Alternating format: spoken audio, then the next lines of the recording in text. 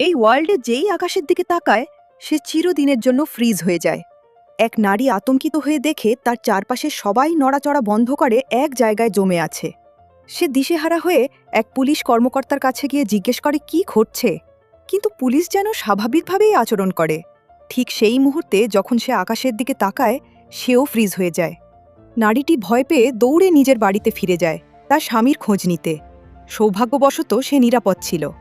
সে স্বামীকে পুরো ঘটনা জানায়, কিন্তু আশ্চর্যের বিষয় হল তার স্বামী বিষয়টিকে গুরুত্ব দেয় না।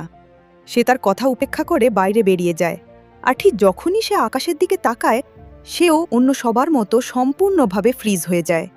নারীটি আতঙ্কে দ্রুত ঘরে ফিরে এসে দরজা বন্ধ করে দেয়, কিন্তু কিছুক্ষণ পর দুইজন অচেনা মানুষ হঠাৎ তার বাড়িতে এসে উপস্থিত হয়। সে ভয় পেয়ে একটি ছুরি তুলে তাদের হুমকি দেয়, কিন্তু তারা শান্তভাবে জানায় যে তাদের কোনো খারাপ উদ্দেশ্য নেই।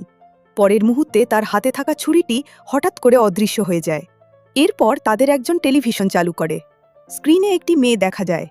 সে ওই নারীকে জানায় যে সে যে পৃথিবীতে বাস করছে তা আসলে বাস্তব নয়, এমনকি সে নিজেও সত্যিকারের মানুষ নয়, বরং কারো কল্পনার একটি চরিত্র মাত্র।